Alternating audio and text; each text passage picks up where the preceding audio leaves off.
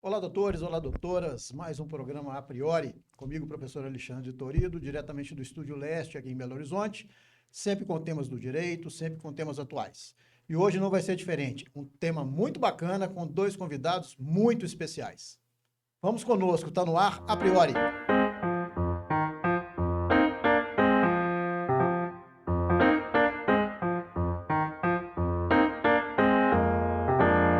Muito bem, doutores, muito bem, doutoras, mais um programa A Priori.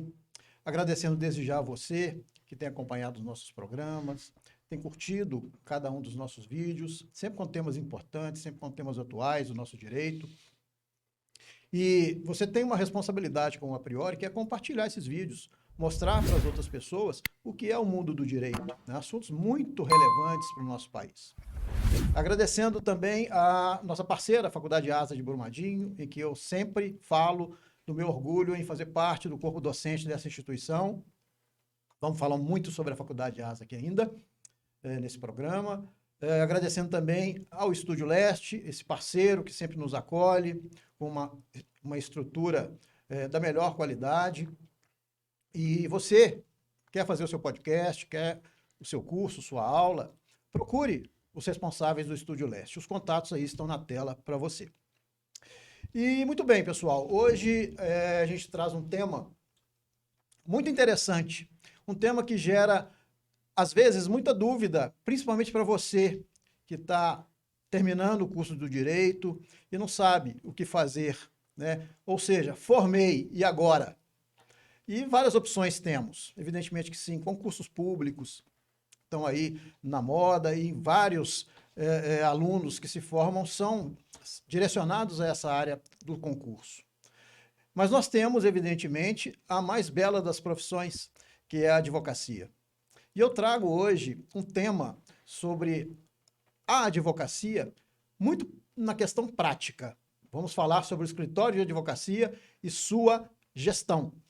E, evidentemente, que eu trago dois profissionais da área, dois advogados renomados, que vão nos trazer aí informações e vai dar algumas dicas para cada um de nós que tem essas dúvidas. Então acompanhe esse programa que ele vai ser muito interessante. E o nosso primeiro convidado, que eu tenho uma honra muito grande de receber, é o professor Ricardo de Oliveira Souza. O professor Ricardo é advogado, como eu disse, uma das mais belas profissões.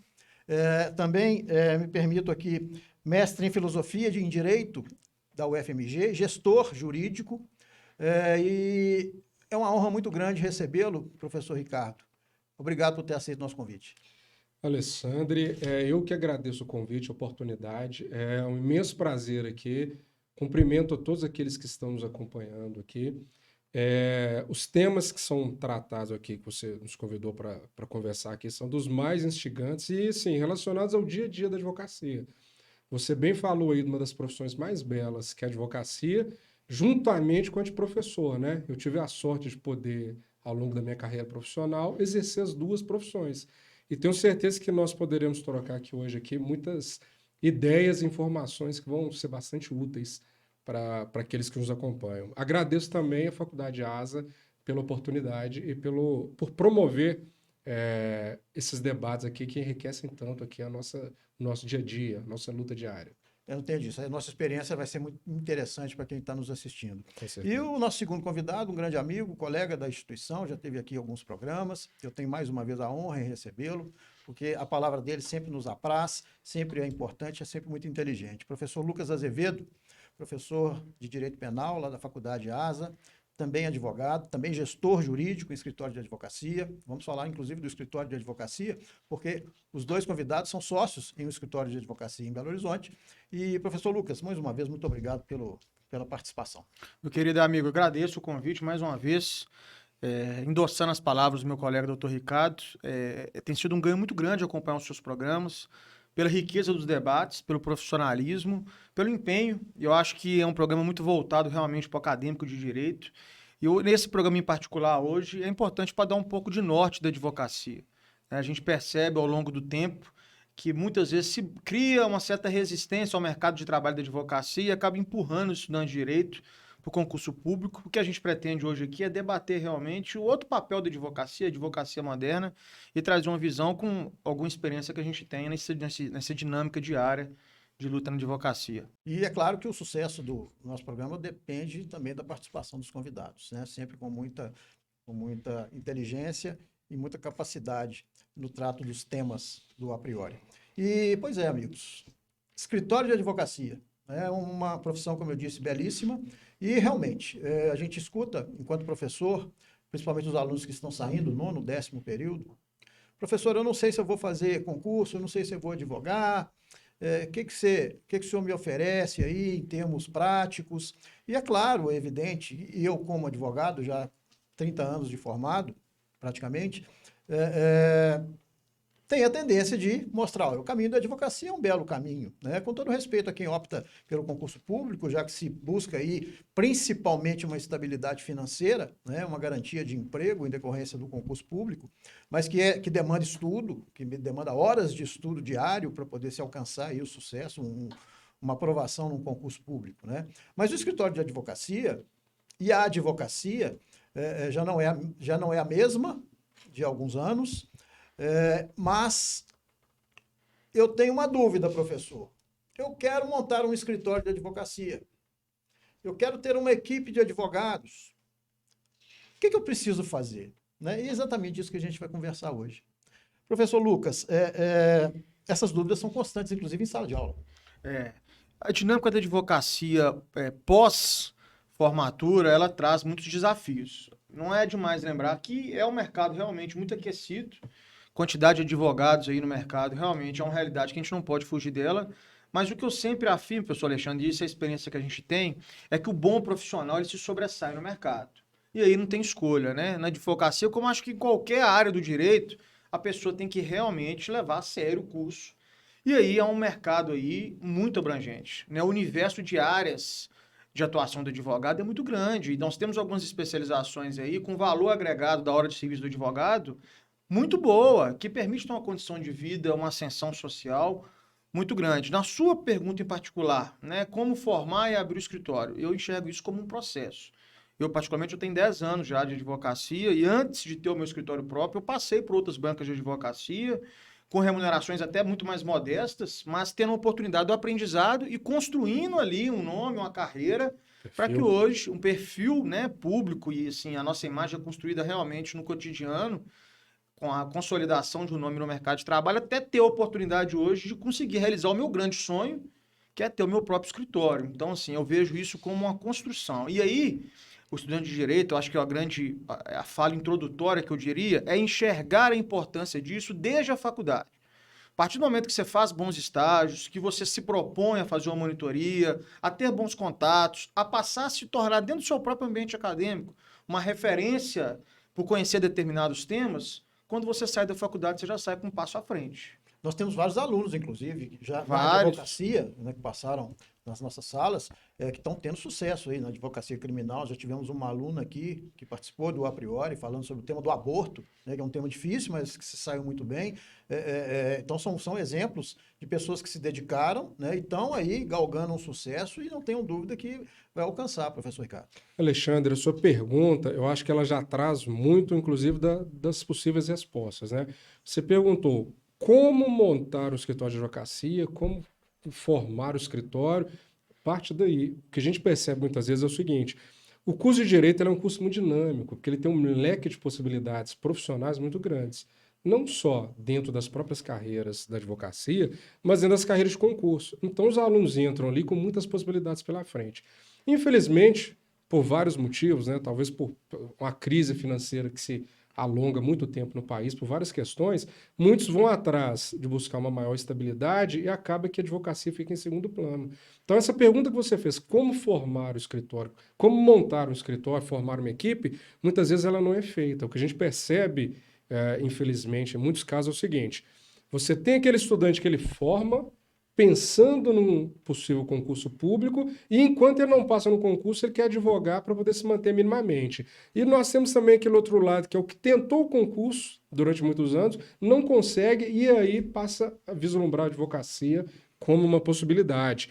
E a gente percebe também aqueles que desde o início da faculdade já têm a advocacia como um plano, Sem como uma dúvida. meta, lá na frente isso vai fazer diferença. Sem dúvida. Qualquer que seja a atividade, isso não é só na advocacia, não. Você tem que fazer aquilo que realmente você gosta, né? Você tem que planejar também aquilo que você quer e com certeza os resultados tendem a ser melhores quando isso acontece, né? Então, o que eu Sim. percebo muitas vezes é isso, entendeu? A advocacia não é fruto de um projeto, ela acaba se tornando uma segunda possibilidade, uma segunda via. Nós vamos falar muito sobre a questão da gestão dos escritórios de advocacia, mas quando existe essa opção em advogar, evidentemente que tem uma situação anterior, que é o exame da OAB. Né? O exame da OAB, que muitos entendem aí que é um dificultador, que é uma barreira, né? Exatamente por isso não opta pela condição profissional da advocacia. Né? O que é um engano, é um equívoco. Né? Com O certeza. exame da OAB, professor Lucas, ele é necessário, principalmente pelo volume de faculdades que nós temos hoje no país, né? E ele é necessário para quê? Para exatamente filtrar. A gente não pode jogar no mercado de trabalho pessoas que não tenham competência para exercer a advocacia. Né? Porque quem vai sofrer com essa incompetência são os clientes, somos nós. Né? E eu sei que o senhor comunga com a mesma opinião com relação ao exame da ordem, mas ele é necessário. Sem dúvida, assim, a gente fala, e isso até é uma atribuição constitucional, né? O advogado é essencial à administração da justiça, e eu falo isso com frequência, até em sala de aula.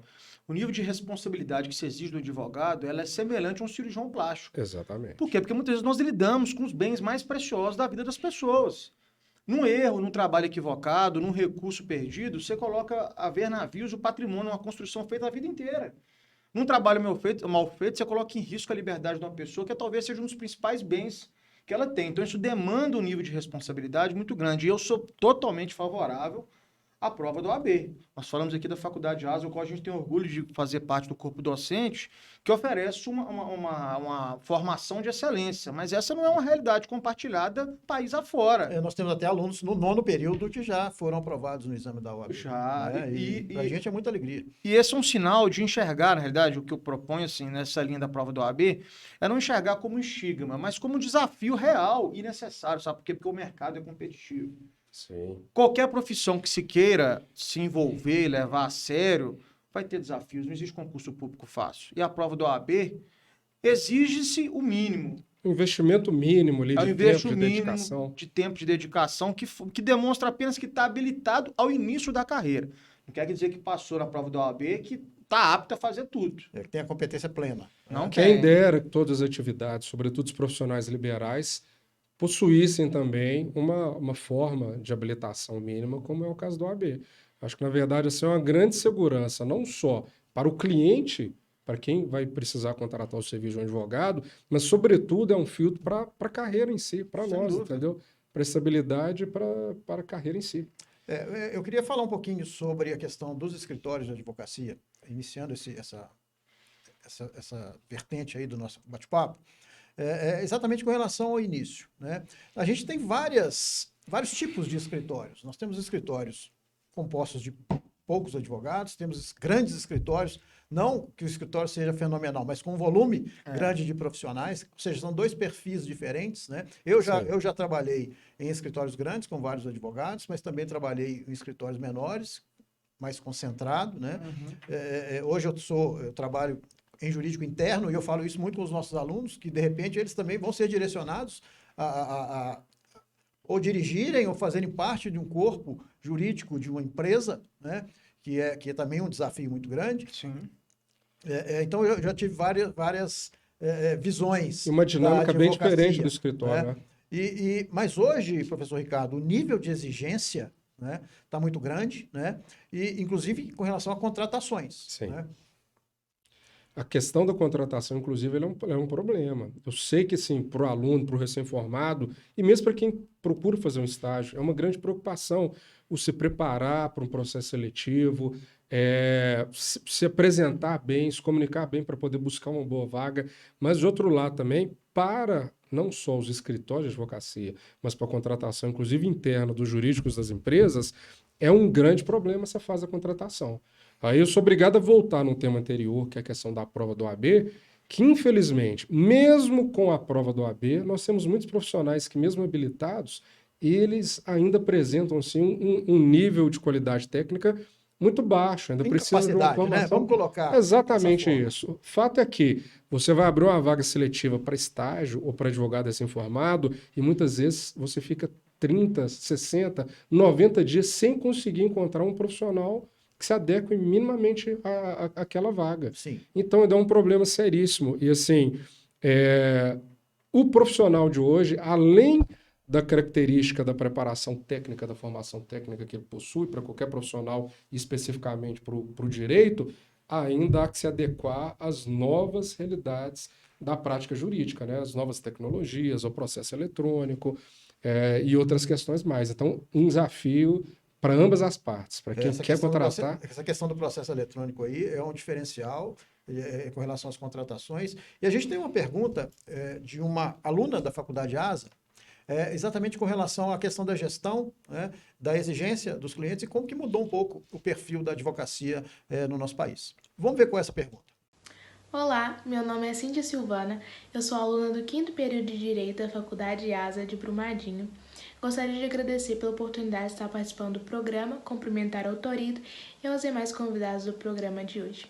A respeito do tema gestão de escritório de advocacia, eu tenho uma pergunta para fazer. Sabemos que existem diversos escritórios de advocacia de grande porte, com inúmeros advogados e estagiários contratados. Sabemos também que os clientes estão cada vez mais exigentes, principalmente com relação a um atendimento mais personalizado. Então, o que é necessário para se fazer uma boa gestão, evitando perda de cliente e principalmente perda financeira em um escritório de grande porte? Obrigada.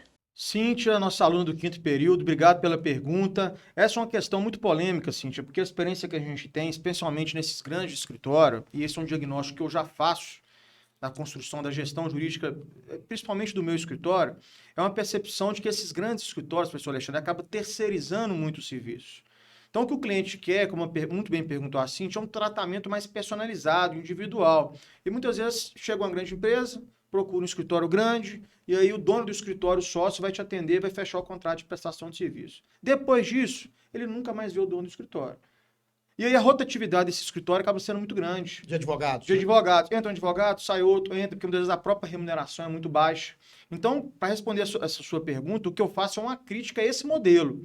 Essa advocacia robusta, de muito volume, de muito processo, cobrando um valor muito baixo, ela não consegue se tornar sustentável nos dias atuais. Se tem muita dificuldade de conseguir gerar rentabilidade, porque você tem um giro muito grande de profissionais, giro muito grande de valores, mas os riscos regulatórios, inclusive trabalhistas, uma série de problemas é muito grande, e é uma advocacia cada vez mais em desuso. Por quê? Hoje nós percebemos até uma robotização da advocacia. Muitas peças processuais, elas podem ser realizadas pelo próprio sistema.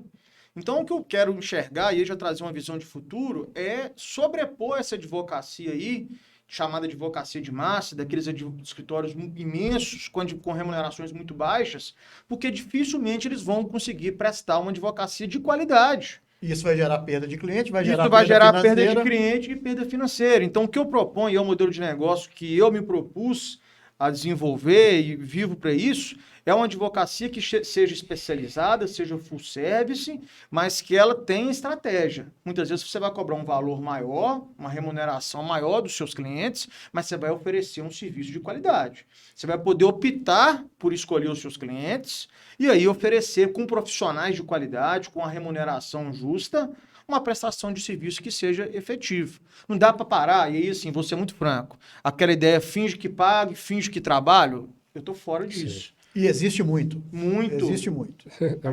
Demais. A gente estava falando dos tamanhos do escritório, né? A gente tem esses grandes escritórios de massa e tem aquele famoso escritório de boutique, que pega poucas ações de valor elevado, é o sonho de todo advogado.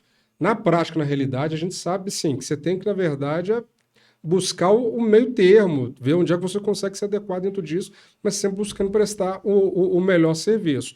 Fato é que, com as alterações tecnológicas que nós temos hoje, com os avanços, já existem softwares, sobretudo no exterior, e agora o Brasil está começando com isso, de inteligência artificial, para o meio jurídico. Ou seja, essa advocacia de peça, de repetição, de copia e cola, muda o nome da parte e produção industrial, praticamente, do serviço jurídico, isso está com os dias contados. Obviamente que ainda existe essa demanda, ainda vai existir Sem por algum dúvida. tempo, mas o que nós chamamos a atenção é que, para o profissional de hoje, tem que pensar muito seriamente nessa situação. E é interessante a gente pensar aí, historicamente com relação ao perfil do advogado, né? Porque antigamente a gente tinha como advogado aquele que tinha um escritório, sentadinho na sua mesa, redigindo, depois com o computador, com os livros, lendo os livros, né? E fazendo uma peça.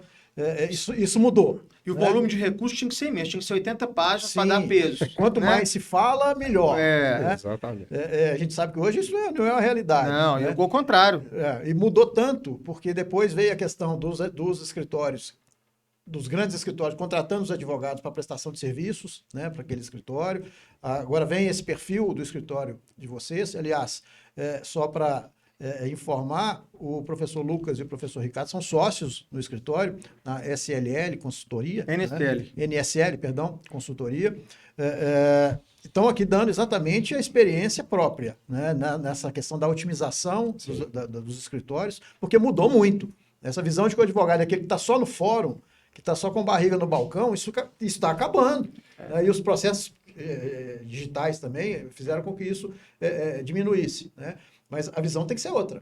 Né? É evidente que a gente é muito cobrado. O advogado ele é muito cobrado pela sociedade, né? Pela postura de advogado, por ser advogado, a gente já por si só já é muito cobrado, né?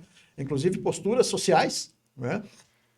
A gente vê várias situações aí que advogados com redes sociais aí, com outras atitudes, né? E denigrem um pouco a imagem, assim como o professor, a mesma coisa. Mas mudou muito essa advocacia, né? Eu costumo utilizar a figura até, assim, nós estamos dando vários passos para o futuro, mas acaba que a gente tem que buscar no passado também. O advogado ele tem que ser cada vez mais o conselheiro do rei. Por quê? Essa figura que o Alexandre falou do advogado que ficava esperando na mesinha dele o problema acontecer para agir, ela está com os dias contados. Da mesma forma, aquele advogado que está compartimentado numa única caixa do direito, olha, eu sou especialista em direito do trabalho e saio do direito do trabalho, eu nem converso mais, não quero saber. Isso também, hoje em dia, está cada vez mais difícil você atuar dessa forma. Por quê? A tendência é desse full service, é de uma advocacia mais proativa, de uma advocacia mais dinâmica, e você tem que se comunicar com os outros ramos do direito, até porque eles próprios estão se intercomunicando. Então, isso acontece é muito interessante. muito, professor, nos jurídicos internos. Exatamente. O jurídico interno de empresa, ele é demandado na área tributária, na área trabalhista, na área civil, na área criminal, né? Ou seja, você tem que ter ali uma visão daqueles conteúdos, né? Não estou dizendo que a gente tem que ser especialista em tudo. Né? Acho que não cabe a gente falar isso. Seria o ideal. Mas dependendo da advocacia que você tem, depende da empresa que você trabalha, você é demandado. Os diretores da empresa sabem que você é advogado. Se você não tem conhecimento criminal, ele não quer saber. Ele quer uma resposta àquela demanda que você está recebendo naquele momento. Né? Eu queria só pontuar essa questão do escritório de advocacia. É uma curiosidade que muitos têm. Como controlar um escritório de advocacia grande? Ou seja, com vários advogados, peças processuais. Como controlar isso? A gente já geriu grandes escritórios, eu e o professor Ricardo tivemos a oportunidade, já escritórios com 30, 40 advogados, e aí é só com um sistema de controle de gestão muito efetivo. E há algumas ferramentas hoje que permitem isso. Ferramentas de controle de prazo, ferramentas de monitoramento de produção, ferramentas de monitoramento de controle de horário. Então, você cria esses mecanismos aí para facilitar a gestão. Eu, particularmente, prefiro muito mais trabalhar com a gestão mais enxuta, porque você consegue aí ter uma atenção realmente especial. Sim. A advocacia, para mim, ela não é um supermercado que você vai lá e compra um produto e sai, igual muitas vezes se vende por aí. Tem que pede alguns clientes achar que é, né? Achar que não é. Interligando com o que vocês disseram. Não basta só conhecer alguns ramos do direito complementares. Tem que ter uma noção da multidisciplinariedade. Hoje, o perfil do advogado ele tem que se atentar para outras habilidades. Fluidez. A fluidez, a capacidade de comunicação, de diálogo, de desenvolvimento interpessoal, de comunicação, é central. Nem sempre o aluno mais esforçado é o que vai ter mais sucesso na advocacia. Às vezes um aluno que talvez não tenha tanta aquela atividade cognitiva específica ali no conteúdo, mas ele consegue desenvolver um certo trato, ele consegue desenvolver outras habilidades, ele vai ter mais sucesso na carreira dele enquanto advogado. E o senhor está suscitando aqui até uma situação, porque, por exemplo, o FMG, né? O FMG, o curso de Direito da UFMG, ele é muito direcionado à área de pesquisa, Sim. pós-formatura, né? As outras faculdades, né, vou colocar a Católica, a própria ASA, a Milton Campos, ela é muito direcionada ao mercado, né? Aquilo que o mercado te oferece, né? Como prática de advocacia e como concurso público mesmo, né? Quer dizer, são dois perfis de alunos, inclusive, bem distintos, né? Só suscitou essa Isso é essa bem delimitado, aqui. isso é bem delimitado realmente. Voltando à questão dos escritórios, há uns 15 anos mais ou menos, a palavra-chave que eu acho que virou a questão da prestação de serviço advocatício foi sistema de gestão. Há um tempo atrás, você falar em sistema de gestão para um advogado, ele quase dava cambalhota para trás, porque parecia uma coisa de outro mundo. Porque a visão era muito... A advocacia, na verdade, ela ainda utiliza muitas técnicas do século 50 anos atrás. Muito a conservadora, mesma né? técnica. Trocou-se a máquina de escrever pelo computador, mas a prática era a mesma. Eu tive a sorte de trabalhar em escritórios, que até hoje sou muito grato, onde eu construí, além do meu perfil, a experiência que eu tive com essas ferramentas de gestão. Então, como o professor Lucas estava dizendo, quando você trabalha com grandes demandas, mas até mesmo nas demandas pequenas, hoje é fundamental que você tenha um sistema de gerenciamento, que você tenha fluxos bem definidos da empresa, que os processos dentro da empresa, escritório de advocacia é empresa.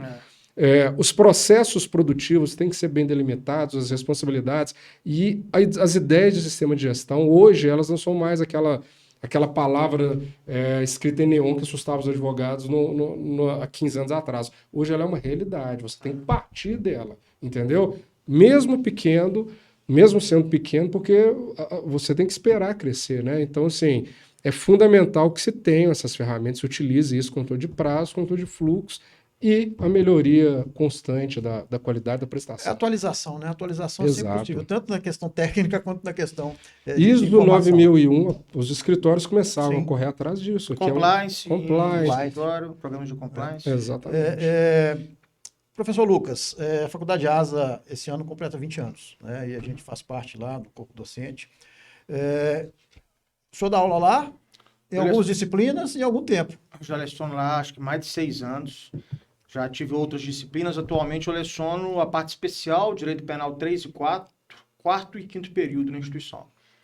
Já estamos aí 6 anos já de instituição? Mais de 6 anos de instituição. Já lecionei legislação penal extravagante, já lecionei direitos humanos e atualmente eu estou com cadeira da parte especial de direito penal. O professor Lucas, inclusive, é muito reconhecido aí pelos alunos, pela sua capacidade técnica e pela sua didática. Mais generosidade deles que mérito meu.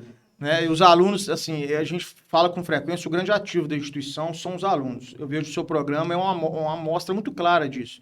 Tanto que eles se empenham, se engajam, se envolvem nos programas. Eu achei engraçado esses dias que eu vi um grupo de alunos nossos que criou um Instagram com dúvidas jurídicas, os alunos da própria faculdade. E é muito interessante que eles fazem uns vídeos, tiram dúvidas, assim, e é muito bem estruturado. Sim. Então isso é um orgulho muito grande, né? É um orgulho muito grande para a gente. Professor Ricardo, o senhor conhece a estrutura da Faculdade ASA? Conheço de renome, conheço pelo convívio com os colegas que dão aula lá. Fisicamente, não? Fisicamente, infelizmente, ainda não. Professor, nós temos que levar ele lá quando voltar É um grande prazer. Né? Temos que levar. Mas você tem notícia já da instituição? Assim, já, sim, é renomada. Conheço e assim, pelos profissionais com os quais eu tive contato, então já dá para ter uma ideia da qualidade lá. Alunos também já foram estagiários no nosso escritório. Nós temos um vídeo institucional da faculdade onde mostra exatamente essa estrutura física. E logo em seguida, a gente tem uma pergunta relacionada à questão pandêmica, né? E a questão do trabalho home office dos advogados, que é muito presente. Vamos pensar, vamos esperar aí para saber se vai ser uma tendência ou não, né? Vamos ver o vídeo e logo em seguida a pergunta. A Faculdade ASA em Brumadinho está entre as melhores instituições de ensino do país, pela sua qualidade de ensino, infraestrutura e projeto pedagógico. Aqui você encontra ensino com qualidade assegurada pelo MEC. Cerca de 90% dos professores são mestres e doutores com ampla experiência no mercado de trabalho. Oferecemos cursos de graduação, técnicos, extensão e pós-graduação. Temos diversos laboratórios para as aulas práticas, os quais foram projetados e construídos para o melhor aprendizado dos nossos alunos. Através da parceria com a FAPEMIG, oferecemos bolsas de iniciação científica aos alunos da graduação. A Faculdade ASA possui metodologia ativa e coloca os estudantes como principal agente de aprendizagem. Possuímos também transporte gratuito para os alunos da graduação. Diga sim para o seu futuro. Venha para a Faculdade ASA.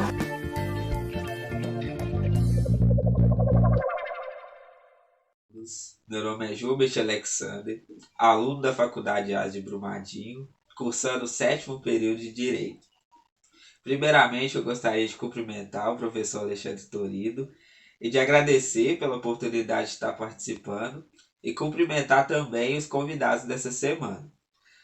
Bom, durante a pandemia, verificou-se uma diminuição de contratações de advogados pelos escritórios de advocacia e que foi também adotado o sistema de home office pelos profissionais. Minha dúvida é o seguinte: esse trabalho home office será uma tendência, considerando principalmente que os processos judiciais estão, em sua maioria, eletrônicos? E não seria também uma forma de redução de custos pelos escritórios e uma melhoria no controle da produção? Bom, desde já agradeço mais uma vez pela oportunidade e um ótimo programa a todos. Vamos lá então, Jobert. A sua pergunta ela é muito perspicaz, sobretudo pelo momento que nós estamos vivendo, né? Mas em que pese hoje a questão do home office ela está muito em voga, na verdade, ela é uma tendência que já vinha caminhando de alguns anos. Na reforma trabalhista de 17, já houve algumas modificações na CLT para poder adaptar os contratos a essa nova realidade que já se apresentava, e hoje, com as peculiaridades que a pandemia impôs, ela se tornou não só uma realidade e uma tendência, mas agora, na verdade, ela é o subterfúgio, ela é escapatória para muitos, não só escritórios, mas vários tipos de atividade. Basicamente, o trabalho home office ele é aquele que é preponderantemente exercido fora do local de trabalho e por meio de mecanismos que assim, nós chamamos de telemáticos, mas na verdade são qualquer tipo de tecnologia ou de meio de comunicação que você possa se comunicar com o trabalhador para que controle, né, ou oriente as tarefas que serão executadas e facilite essa comunicação com a empresa. Então, só para você ter ideia, números já ainda de 2018, que eram os estudos mais recentes da época, do IPEA, da FGV, eles já apontavam para o fato de que cerca de 11% do mercado de trabalho naquela época já exercia, pelo menos parcialmente, suas atividades no sistema de home office. Ou seja, antes da pandemia. Né? Antes da pandemia, 2018. Sim. E naquela época já se previa que 22% das atividades tendiam a caminhar para o home office. Hoje esses números devem ter chegado próximo de 50%. Uma pesquisa recente de um instituto de consultoria de RH, BTA, muito conhecido, ela levantou que 70 e poucos por cento dos trabalhadores se consideram mais felizes e mais produtivos no sistema home office.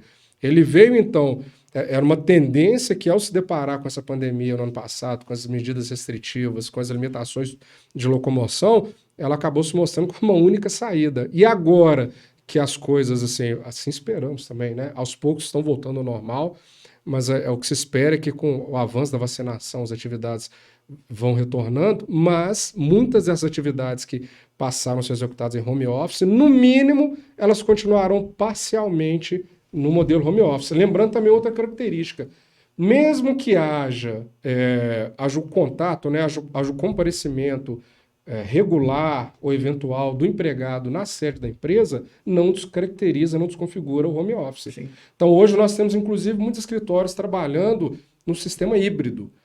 Faça um rodízio com a equipe, alguns empregados em determinados dias trabalham em casa, outros no escritório e vão revezando isso.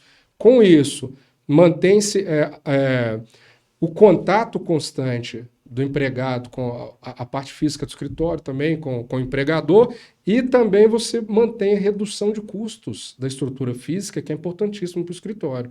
Então, ao voltar à atividade ao normal, quem já reduziu a sua estrutura para adaptar com home office, dificilmente vai querer elastecer, vai querer voltar ao status quo antes. A pandemia mudou muita coisa, né? A questão, inclusive, do número de demissões de advogados aí em vários escritórios, redução mobiliária de escritórios também. Às vezes Escritórios tinham fechando. 2, 3 andares, hoje tem um andar ou meio andar, né? O coworking. Desmobilizaram, né?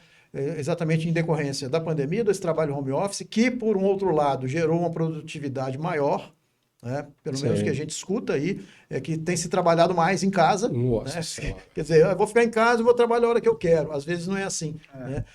10, 15 minutos que você fica mais ou menos à toa, entre aspas, né? Já gera aquela ansiedade de voltar logo ao trabalho. Né? E isso é uma realidade. Né? Enfim, a pandemia trouxe um monte de modificação nas nossas vidas e, evidentemente, dentro da advocacia, não tenha dúvida que sim. Sim. Né? Mudou um pouco também a visão dos grandes donos de escritórios, como vocês são, exatamente com o número de advogados contratados, pelo volume de advogados contratados, né? Sem reduzir, no entanto, clientes, sem reduzir, no entanto, receita, né? que é fundamental para a gente, porque o advogado também precisa pagar conta. Né? O advogado precisa pagar conta. E eu vou entrar agora numa esfera de conversa nossa, um pouco delicada, mas que eu acho que é importante a gente conversar, principalmente porque nós somos advogados, militantes, porque a advocacia não são só louros, né? Não são só as coisas boas, nós temos muitas dificuldades. E a gente vai colocar aqui algumas delas, mas não para desanimar ninguém, né? Para mostrar a realidade, né? E a gente tentar mudar isso, porque é importante. Um primeiro ponto de dificuldade que a gente tem é a nossa relação com a magistratura. A magistratura parece que tem o advogado como um inimigo. Né? O advogado é fundamental à administração da justiça. Mas a gente tem determinados magistrados, não são todos, evidentemente que não, nós temos ótimos juízes, extremamente acessíveis, mas uma grande parte, né, tem uma resistência no atendimento ao advogado, em despachar uma determinada petição. Isso é um problema, professor Lucas. Isso aí é uma característica que a gente não pode negar. Né? Uma circunstância que nós vivenciamos muitas vezes, um tratamento que não é condizente. Assim. Muitas vezes você participa de uma audiência, tem um magistrado, tem um membro do Ministério Público, e para eles ali, eles resolviam entre eles mesmos, não precisava nem do advogado. Parece que é um mero elemento simbólico para legitimar aquele procedimento. E vejo isso com muita irresignação. Nosso papel é enfrentar isso, mas enfrentar com inteligência, né? Com altivez, com respeito. Com técnica. E eu falo sempre assim, abordagem em tudo. Né? Tem que ser cordial, mas tem que ser firme. Esse é o nosso dever. Quando nós patrocinamos o interesse de alguém, a nossa exigência e cobrança tem que ser muito maior. Tutelar o interesse próprio é uma coisa. Quando é do outro, nosso dever tem que ser muito maior. Então, nós não podemos nos encolher no exercício pleno da advocacia, se curvando a qualquer gesto de arbítrio ou de autoridade, porque com isso nós estamos violando, não a minha atuação do professor, do advogado Lucas, mas a defesa como um todo e a importância constitucional que ela tem e os interesses do cliente.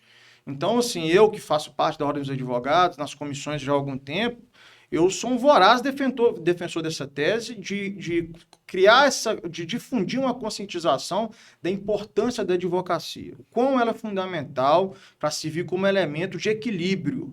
Sabe o que eu percebo também, professor Ricardo? Infelizmente, nós temos colegas, né, que denigrem a imagem do advogado. Né? Como o senhor até colocou agora há pouco, da questão da incapacidade. Isso, por si só, já gera uma certa restrição de determinados magistrados. Exatamente. Né? Um mau pedido, uma má postulação. Uma má postura. Uma má postura arrogante, a forma de abordar. Ou seja, respinga em quem? Em quem tem seriedade, em quem postula bem, em quem está ali para um trabalho sério. Né? Não que os outros não sejam, mas relativamente à importância de determinados... Da postura, né, que o advogado deve ter perante o magistrado. Eu só antes de passar a palavra para o senhor, eu distribuí um agravo de instrumento no TJ e precisava despachar o efeito suspensivo desse agravo, distribuir para um determinado desembargador e entrar em contato com a secretaria para poder fazer o despacho, agendar o despacho. E a resposta foi, não, o desembargador não recebe advogado. E tem sido muito comum isso, tá? Não é raro vermos... O que eu fiz? Ok, eu quero conversar com o assessor. Não, os assessores são proibidos de conversar com os advogados. Quer dizer, o acesso, em algumas situações, é impossível. E nós ainda ficamos com medo da represália, né? Exatamente. Que você filma, mas vai tomar uma medida e depois ele vai decidir. Então é muito complicado. Eu sou um pouco otimista, apesar do que eu já passei, já vi coisa demais, mas eu acho que também nós falamos muito da advocacia aqui, da alteração das mudanças que são necessárias para o profissional da advocacia e de como essas práticas estão sendo alteradas ao longo dos últimos anos. Eu acredito que também para os servidores públicos, sobretudo para aqueles operadores de direito, vamos tratar aqui especificamente de juízes, promotores, delegados, há também mudanças que estão em andamento que tendem a refletir positivamente nessa relação com os advogados. Hoje em dia, você já vê tribunais de justiça falando nessas novas técnicas de visual law, de legal design. A produtividade hoje nas secretarias, né, nas varas de justiça, ela já é também uma coisa que é buscada. O CNJ tenta atualizar essas questões. Eu acho que o caminho tem que ser esse, entendeu? Da mesma forma que nós ainda temos profissionais que estão com o pé no século passado na advocacia, da mesma forma existem esses profissionais no Poder Judiciário e nos outros órgãos de administração da justiça e de operação do direito. O que a gente precisa fazer, como o professor Lucas disse, como o professor Alexandre ressaltou também, é o seguinte: não podemos abaixar a guarda e, com muita técnica, com respeito, com assertividade, insistir nas assertivas, né, nas prerrogativas do advogado, que não são apenas uma opção para nós, na verdade, são um dever profissional. Não tem dúvida. E um outro ponto que eu queria trazer também, aliás, o senhor falou sobre o Ministério Público, eu falei da magistratura, da dificuldade. O Ministério Público também é uma dificuldade. Né? Tem determinados promotores que eles não acham que são deuses, não. Eles têm certeza absoluta que são deuses. Né? E promotor de justiça, ele está ali fazendo a função dele, assim como o advogado também está, e o juiz também está. Né? Cada um na sua competência, mas com respeito que deve haver em todas as esferas. Né? A gente, às vezes, chega numa reunião do Ministério Público, né? Nos é empurrado um termo de ajustamento de conduta, né? Goela abaixo, sem qualquer tipo de argumentação. Né? Ou seja, então para que se tem a reunião? Manda logo o termo de ajustamento para a empresa e assina esse termo. Se não for assim, não se faz nada. Né? Ou seja, algumas situações, vou deixar claro, né? Essa falta de tato, né? Desses representantes do Ministério Público ou da magistratura ao advogado aí, contribui realmente para essa dificuldade. Exatamente. Muitos deles, às vezes o juiz, o promotor ou o delegado, eles já foram advogados. Esses casos a gente percebe perfeitamente. Perfeitamente. Na hora. E um outro ponto, né, a gente já está chegando ao final aí, por incrível que pareça, está chegando ao final aí do nosso bate-papo, a questão da politização. Né, que é um tema também muito delicado. Espinhoso. Espinhoso, e a gente vê isso muito. A questão de indicações de advogados, filhos de pessoas que têm um certo nome, uma certa influência, indicações, e às vezes sem competência técnica, né? E a gente, advogado, está sujeito a ter um caso julgado por uma pessoa, com todo respeito, que às vezes é tão somente um filho de alguém que está importante aí, né? Vamos colocar com as palavras normais aí, e que a gente tem esse tipo de situação. É mais um dificultador para a nossa advocacia. Eu acho que vai dentro da dinâmica que a gente disse aqui da qualificação, né? A meritocracia, mas essa vem muito de uma cultura, Alexandre, eu coloco dessa forma, também uma cultura nossa de protecionismo, patriarca, de influência, do jeitinho brasileiro, do contato, e esse é algo assim muito endêmico na estrutura da nossa sociedade, no seio da nossa sociedade, e eu acho que tem que ser uma busca futura para romper com isso. Sem dúvida. Nós temos que entender a importância de fortalecer os pilares institucionais e democráticos. E aí, para isso, as instituições têm que se oxigenar. E só há oxigênio com profissionais habilitados, com um processo criterioso, independente. A máquina pública não pode servir para aparelhamento. Nós tivemos experiências aí históricas que basicamente levaram nosso país quase ao chão. E essa é uma dinâmica que não dá mais para a gente absorver dessa forma. Né? E eu acho que a palavra-chave é essa, é excelência, é entender a importância da meritocracia. E o que dirá ainda em cargos desse nível de importância, de exigência, que tem deliberações sobre a vida das pessoas. Sim. Então não dá para compactuar e achar que isso é normal, empurrar para o tapete e falar, é assim mesmo, que a gente costuma fazer isso, né? O Brasil é assim mesmo. Não dá. Acho que a capacidade de indignar, nós nunca podemos perder. Não podemos perder ela, não. Questão de licitações de órgão público, para poder contratar de escritórios de advocacia, um determinado escritório ganha, na hora que você vai ver, é filho de um juiz, é o filho de um desembargador, que é o dono do escritório. Quer dizer, claro, eu não estou aqui julgando posturas, mas é muita coincidência às vezes, né?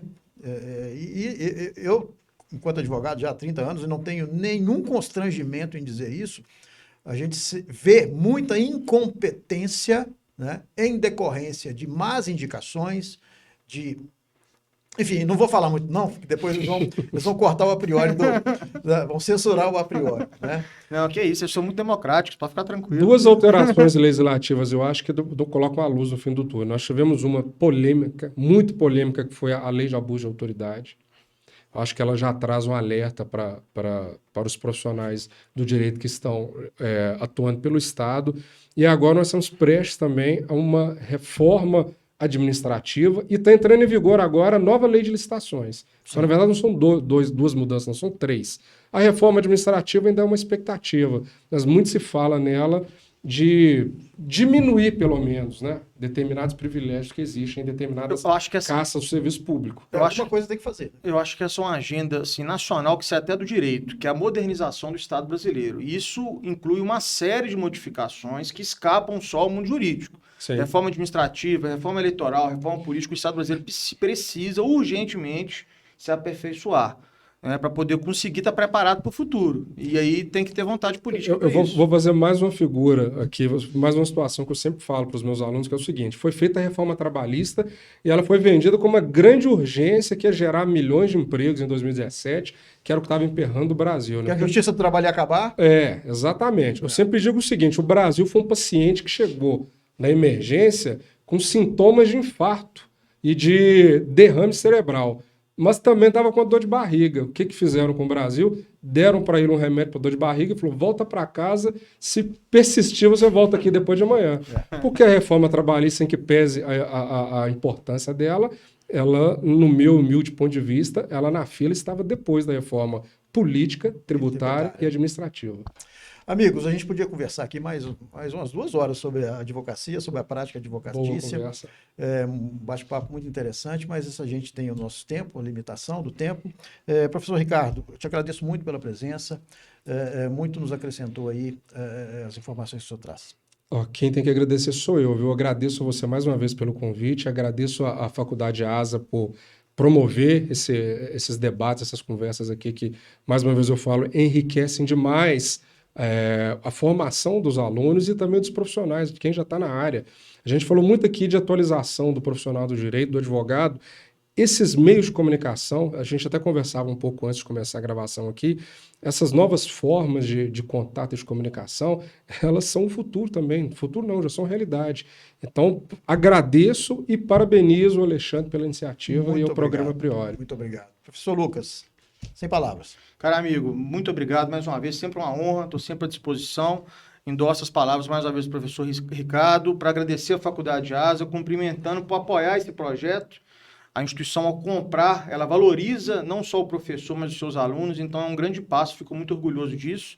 E minha mensagem de agradecimento a você e aos nossos alunos, um grande abraço a todos eles, já na expectativa do retorno presencial, se possível, para reencontrá-los. Obrigado, meu amigo. Tomara a Deus que seja mais rápido do que a gente imagina. Né? Amém. Pessoal, chegamos ao final de mais um A Priori, um tema muito interessante, que a gente podia, como eu disse, conversar aqui mais horas, né? Mas não é possível. E fica aí a dica, né?